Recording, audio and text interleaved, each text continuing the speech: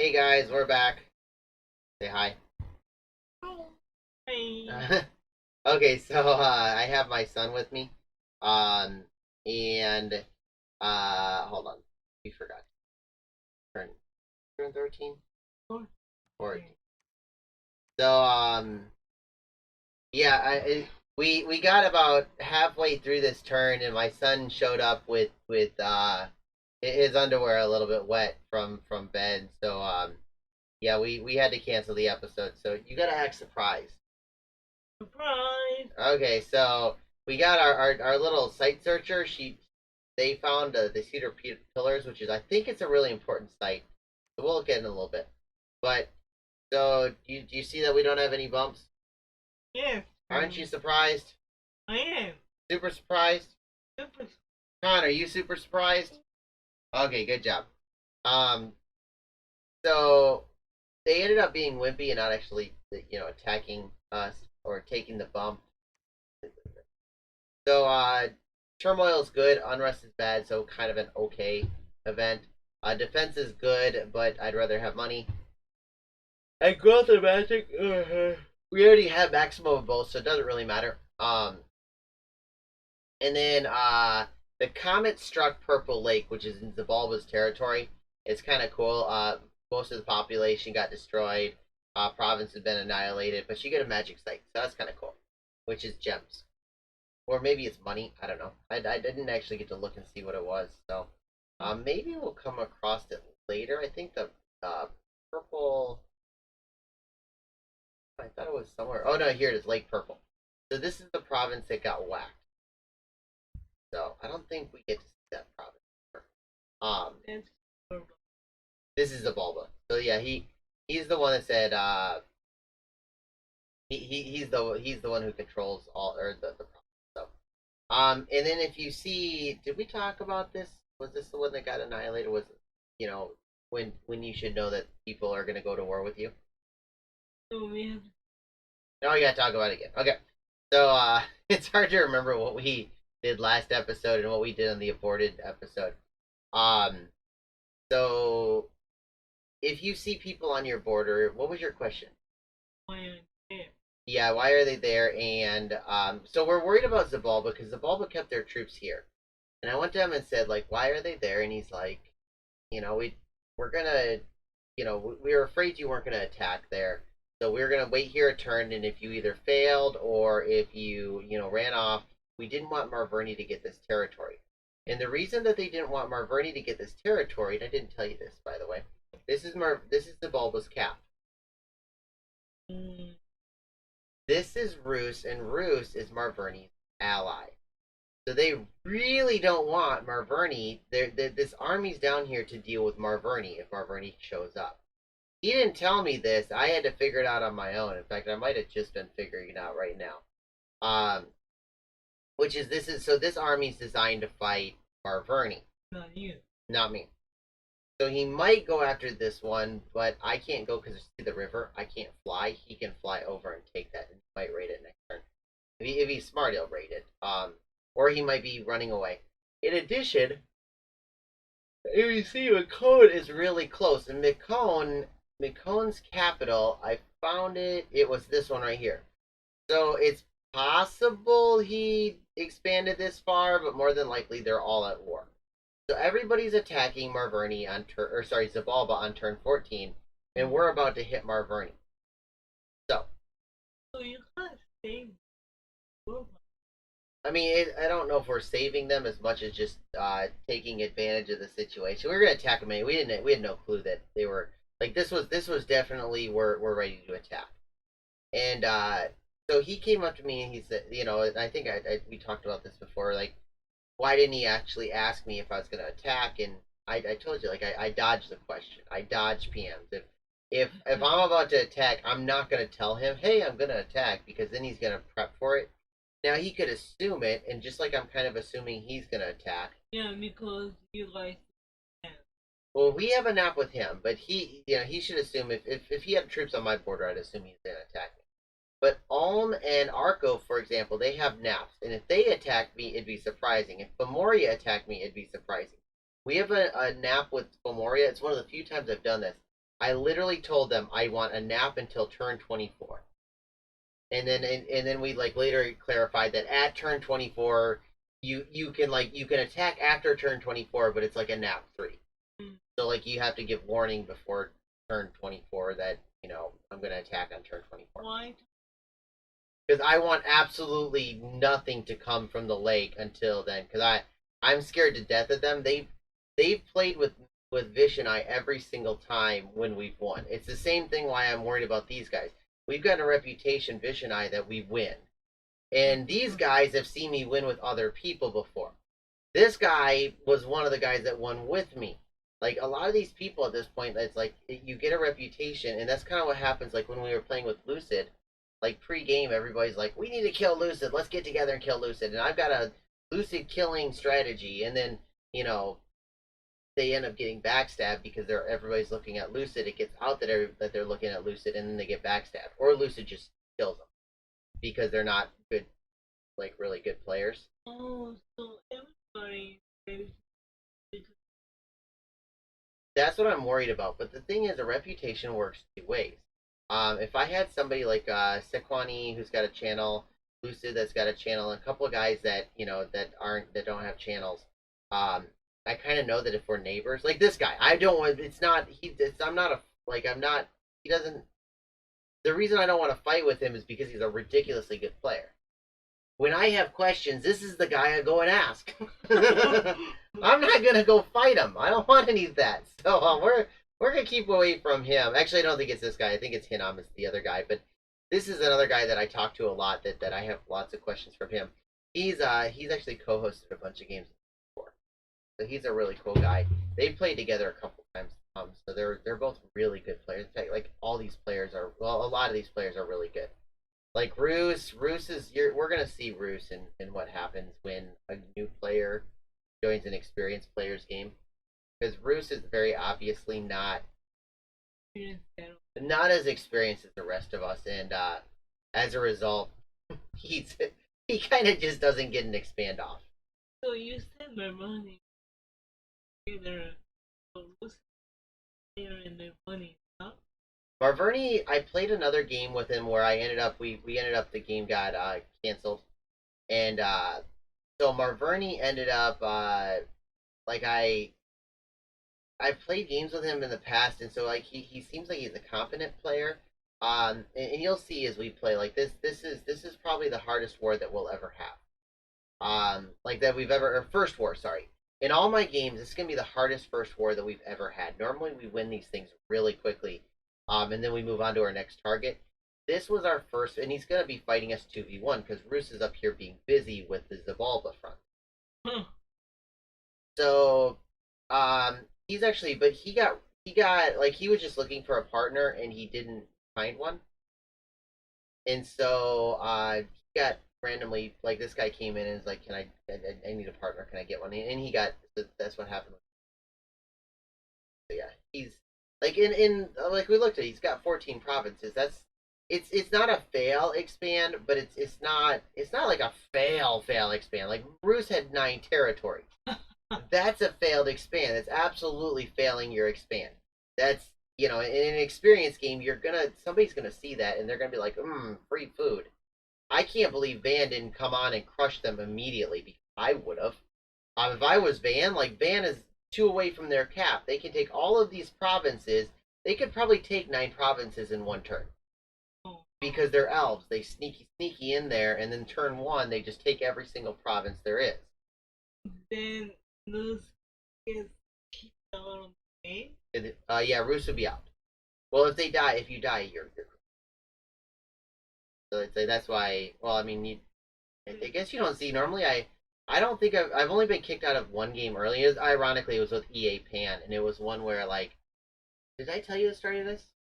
Okay, so it came down. Oh no, I think I did because it was like that turn my pretender spawned. Oh. Yeah, so like that's the only game that I've lost pre 50 that I didn't win. Yeah, but you're talking about like, oh, like who's could have kicked out. Yeah, he could be kicked out by very early, not by turn 12. Normally, like I lost that game turn 14 or 15. Oh. I kind of just gave up at that point, but like uh normally you don't get kicked out until turn 20 24. Like our first war in the other series I put on YouTube, I think we knocked out Arco. We were fighting an Arco Cephali and an Ulm, so like these two guys together, and they got annihilated super quickly. They both had a fail expand, so they both had like 6 provinces in Oh turn 12. no. It was that one was not. We told anybody could join, and so Mm. um so yeah, I don't want to get too far ahead because we haven't actually seen the war, and we're talking about the war. But yeah, that's about it for this turn. What turn is this? Turn 14. Sorry, my son's in my arm, so we're on turn 15. We can't go too fast because I only got to turn 17 on here. So we found no magic sites again. It's been a bad day. And we have invaded Marverni. So we're gonna look these over real quick. Easy victory, easy victory, easy victory, easy victory, easy victory. Yay! Now this one went south.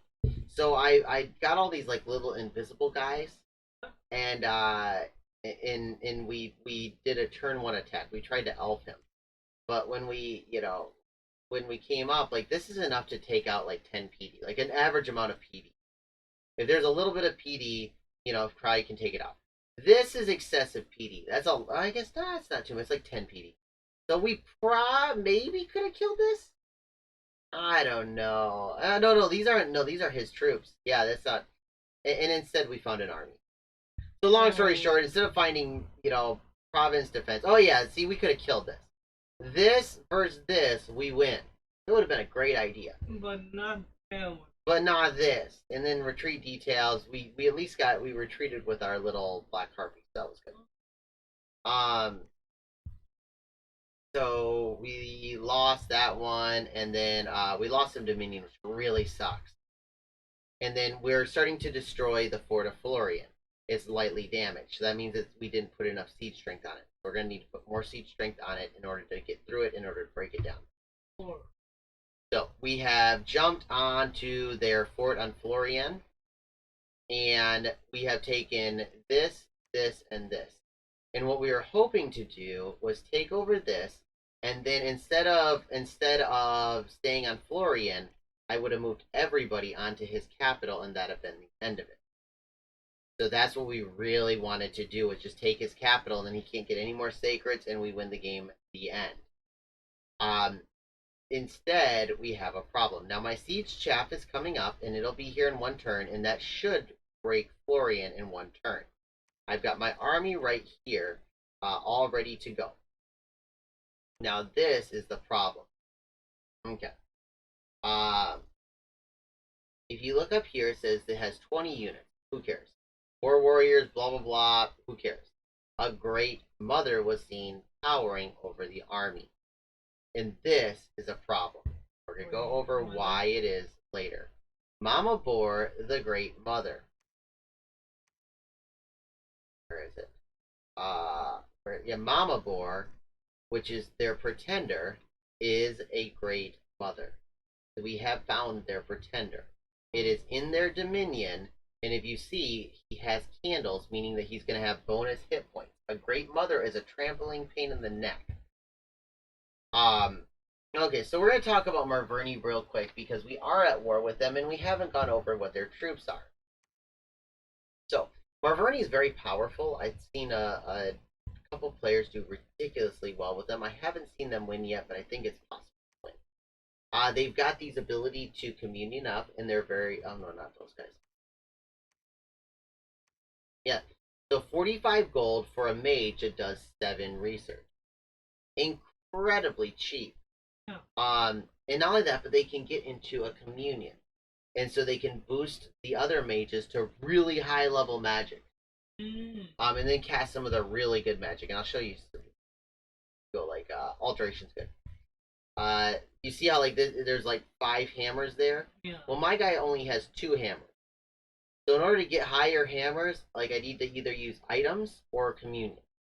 And so those guys will get your hammers, or you get your magic path very, very high.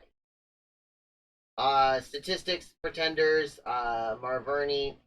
So these guys are not these guys. These guys are his Dominion slaves, and then you've got okay, uh, and then you've got the like these guys will do Earth magic. So that'll this guy can get all the way up to 5 using maybe a booster, so like a +1 Earth, and then like a bunch of little communion slaves, and he might actually random that too. So this guy can catch or go into a communion and cast water spells, nature spells, earth spells, and astral spells. So really good mages. It it's I wish you would have read Wheel of Time. Wheel of Time does the communions, which is so what it is like the men are individually stronger, but the women can work together, and because they work together, their magic is stronger. And so that's how it kind of works. But you normally have one person that's in charge of all that power. So they're the ones that direct that power. And it works just like that. And this is their big caster. So he's got an ability to random 2 paths.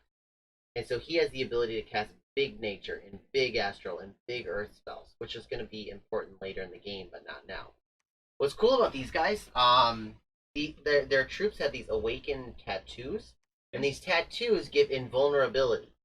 Now, the thing about invulnerability is it makes it so it's really hard to hit you unless you have magic weapon, which means that these guys can normally pretty much wreck face. They don't get hurt, they don't get destroyed, and he's got the 4 warriors, these guys. So these guys have got the invulnerability. They've got a high protection. They've got high hit points. They can take a bless. We might be in trouble here. This actually could be in a big trouble here. Yeah. But the thing is that we have on our bless we have magic weapons, and magic weapons makes that invulnerability completely useless. Oh. Now later on in the game, what Marverni gets are these little boars, and I can't show you them right now, but they pretty much get infinity boars. You summon a big boar, and every turn it produces baby boars. And the boars take a bless. They're actually sacred. So you can put the bless onto the boar, and so you're normally taking a bless for the boar. And I think we may have seen at least hints of it right here. Maybe? Okay, we did not. Yep, okay. But at the same time, maybe we did. Where are their sacreds? Okay, so we kind of saw it because they have enlarged. Enlarged is a bless that means that they're bigger. Instead of size 2, they're size 3. And that's what they're trying to do. They make their boars bigger, and then the bigger boars are more likely to trample with more damage. So that's the thing, is the boars trample, and that's what you're trying to do. You're trying to make a boar strategy. So we need to kill them before their boars come online, because if they get the boars, we're screwed. Okay, so we have taken 1, 2, 3, 4, 5 provinces from him. If we take this province right here and this one, like if we take this one and either one of these 2 provinces back here need to trace to a fort, otherwise you lose all of that money. And we want that. We want to cut off his supply of money. No money, no troops, no troops, we win. So, but we've got this great mother. So, I do wanna put Shenda next turn, because next turn I think we get to see the great mother. Get to see the joy that is great mother. Great mother. Hey.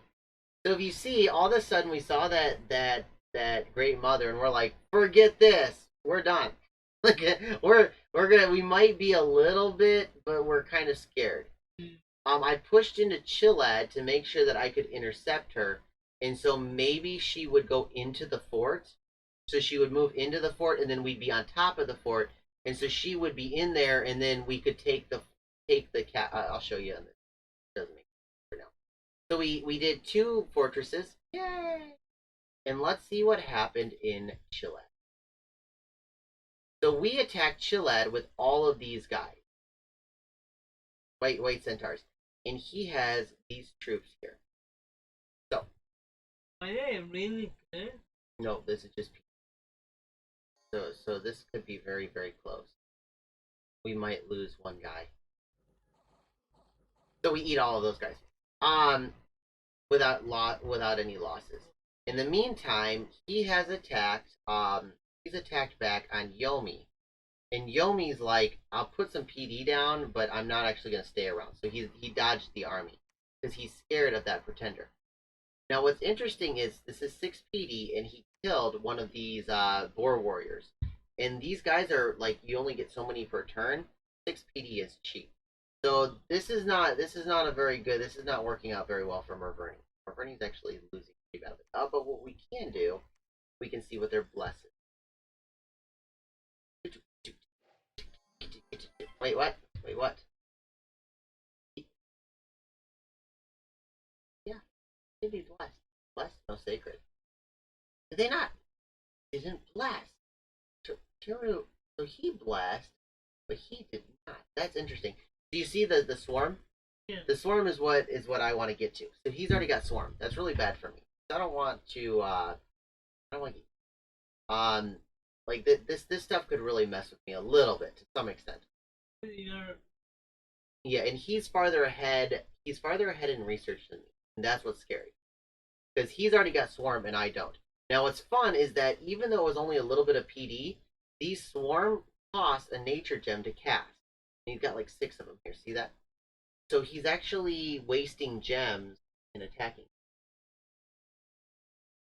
It is. It's wasting his gems, and that's what we're trying to do. So, ooh, we lost people. Yay, we gained people. Lost some income. Got some. Oh, freaking another crone. Oh, I'm sorry. It wasn't a hag. It was a crone. I'm so bad with terminology. English. Yeah, my English is not very good.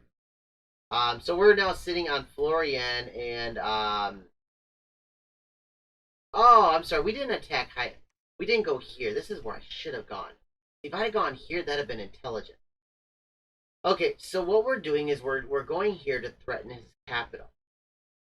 If I'd have been smart, I'd have hit Hanafi, and if he would have went into that fort, what would have happened was this would have broke, and then I could have jumped in. The thing is, we didn't break the cap or the fort, and I don't understand why. We've got 143 siege strength, and the fort has got an integrity of 250. So, yeah, I guess because last turn we didn't have enough siege strength. So, oh well. And what I'm trying to do is I'm trying to get my partner to hit Heinafee, and just try to keep him off balance and have him moving his great mother from place to place. The thing is, I miscalculate. The mother can always move out first, so he can sneak out and attack that. So that's the problem is like I was confused, or maybe I wasn't thinking straight, or maybe I was hoping that he wouldn't attack. And that's what it was. That's what it was. Blah blah blah blah blah. So what I was thinking is next turn this will crack. Oh, I didn't. When he cracks, he'll attack, right? Yeah.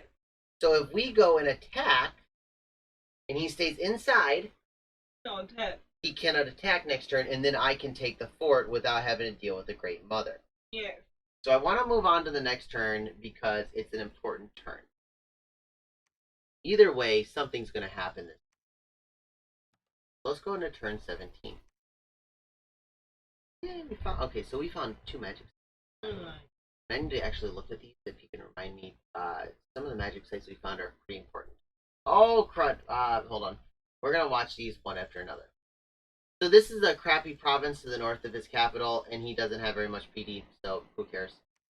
Okay, so this is the attack in Heinafee. So we have a pile of white centaurs. He has his pretender. Grandmother. Mm-hmm. He's got a lot of dominion, so he's getting a lot of bonus HP, and he gets regen. What's wrong with it? It's a mother. Everything. Everything's wrong. Yeah. It's offending your sensibilities. Yeah. It's a statue. It's okay. It's like the statue of David. Well, yeah, I know what it's doing. Little disturbing. Very. Well, I mean, what's disturbing is it's getting regeneration. It's got like, well, I mean, like at least they put clothes on her. He's wearing a chest plate and a helmet. so that you don't have to see her ugly face. Yeah, no, I see Everything else? Okay. Everything. Okay, so she's got Iron Skin, which if you see Protection 29 goes to, I guess, Protection 29. So this doesn't give her that much more protection. But I need to do 29 damage in order to do any damage to her. I don't deal 29 damage. I deal like 21 and 20. She's gonna do Temper Flesh, and Temper Flesh makes it so that she'll only take half damage. When she does take damage, she's only gonna take half damage. Oh. So like, okay, let's say that I get really lucky and I 10 higher than she does. So I deal 10 higher than she does, so I deal 10 damage. Instead of 10 damage, she's only gonna take 5. Now I'm gonna have to like roll like a 12 and she's gonna have to roll a 2, so that's not likely to happen. In addition, she's gonna regen 10% of her health. So she's gonna get 25 hit points back every single freaking turn. Now maybe because she's so disturbing looking, they cannot hit her. Yeah, that's probably it. It's her good looks that keep her vulnerable. Yeah. Okay, so at this point, she's gonna go and start trampling all of my troops. You see 26 per turn. 26, 26, 26, 26, 26, 26, 26. Yeah, she's just going through, and you're seeing she's not taking a lot of damage. She's down from 259 down to 238, and she's getting 25 per turn. Right. So this is turning out to be quite bad. And not only that, but now she's enraged, I think. Oh no, she's decaying. So we might get her of old age. We might turn her into a crone. But she needs to get to 6,000, and she's at 1962 right now. She needs Forever. And she's only gaining 5 years per turn. Yeah, if you see, we're not gonna win. All of my white centaurs here, and we're not gonna win. We've got quite the problem, don't we? Yep. You know what's the best part about it? You see how the guys in red? That means that they got hit by 1 damage, and they're now going berserk, so they're not gonna run away. Yeah. Now the nice thing is, you're seeing we're dealing a lot of damage because she's fatigued out, and now she's sleeping. And when she sleeps, there's a higher chance of us getting a critical hit. So she's actually going down and hit. So this is actually a good thing. Tramplers normally, that's kind of where you get them, is that they go to sleep. But even then, like, we're dealing damage, but it's still, she's at 232. I'm gonna make this go a little bit faster because I'm sure you can see that this is she comes back awake, and then we don't hit her for a turn, and then she gets all her hit points back. Yeah. So what? This is like an endless. No, she's killing my troops very slowly. Yeah, there's my guys. So if you see, my main ads have started to run. That's good. We want them to run. The faster these things run, the happier we'll be. We really, really, really want them to run. But, okay, yeah, there we go. Okay, so these guys all ran away, and the only guys that are left are this one can't run away because he has to go through. And then the red ones are like going. He's just super angry. So we lost 9 white centaurs, which is about 2 turns worth of white centaurs. All in all, this felt like a disaster, but it really wasn't. The disaster was that so like, okay, so all of those retreated. All of those retreated. One just first set of red retreated on their own. 20 retreated. 20, okay, so I lost 9 troops here. And I lost 3 troops here. And they might have been white centaurs. So it's theoretically possible that I lost 11 white centaurs. Now, in my opinion, I think it's going to be the harpies. The harpies are probably going to run away. Because I think that just the way that it works out. The guy commanding 29 troops, probably harpies. The guy commanding like 12 or 14, probably commanding the centaurs. So we might have lost a couple, but yeah. Either way, we tried to jump. The goal was to jump onto Heinefee and hope that he was staying in there, which is what he was doing. He was staying at Heinefee, but he was patrolling. He was outside the fort. If he were inside the fort, we would have actually been successful. Except that once again, we didn't crack the fort. Oh. Yeah, I know. Yeah, exactly. So at this point, our troops are all over the place. If you see, like, there's some that are here, and some that are here, and some that are here, and some that are here, and some that are here. So I've got troops all over the place. Um, in we're on the back foot now. We need to deal with this. And Vish has got a plan. We are going to kill the Great Mother. That's the goal, at least. Our goal is to kill the Great Mother.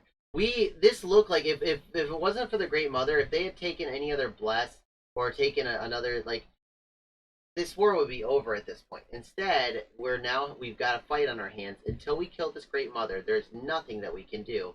And Rus could be pouring down this road very soon with a significant army. Yeah. We're at risk of actually losing this war. Now the thing is, we haven't lost a whole lot. We're still in a good position, and in order for them to actually attack territory that was ours pre-war, they have to like come way down here. So right now we're still getting all the money from all of this territory and all the money from all of this territory.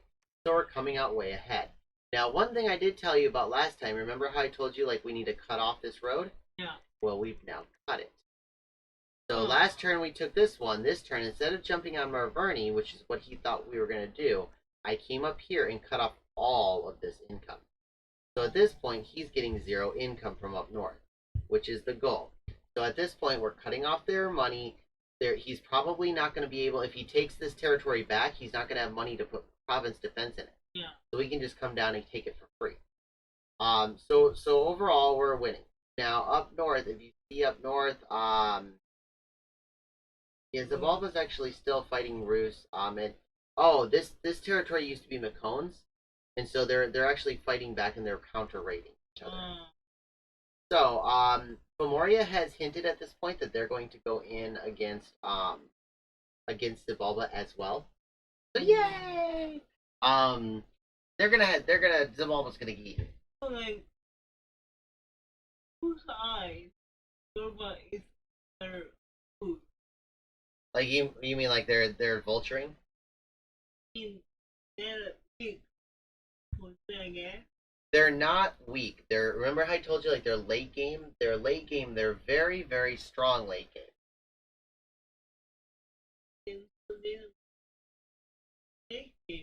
Yeah, they're trying to get before they go late game. And that's kind of the thing that we're doing with Marverni too. Marverni's really strong late game. Niflheim is too, but they're also strong early game. Rus, they've got a Firebird strategy that I don't think this guy was gonna take, but it pretty much makes it where you know these magic sites? Yeah. You get like infinite.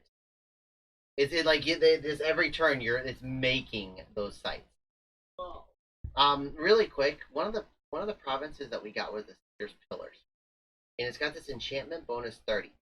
That means that the School of Enchantment costs 30% less gems to cast from this province. It's giving us 3 gems per turn, which is amazing. Yeah. Our capital gives, I guess our capital gives 6. So this is like half a cap right here. Oh, nice. And if I come here and I do this cast ritual spell and I do anything under enchantment, which is this one, it actually costs 30% less. So anything you see here that is a ritual would cost 30% less. Ritual. So all of this stuff is like cheaper. And so there's a couple things I like Fairy Trot lets you move from forest to forest without moving. So it like magically teleports you to another forest. There's some other ones like this Hamadryad. I'm gonna do this once, so we'll actually see what it is later. But it's cheaper. Twiceborn is another one that gets cast a lot. Gift of Health, and like some of the globals are really good. Eternal Pyre is a really good one. So we'll get all of these for cheaper, and some of it's like 30% of 80 is 24 gems. So we get 24 free gems by casting that there.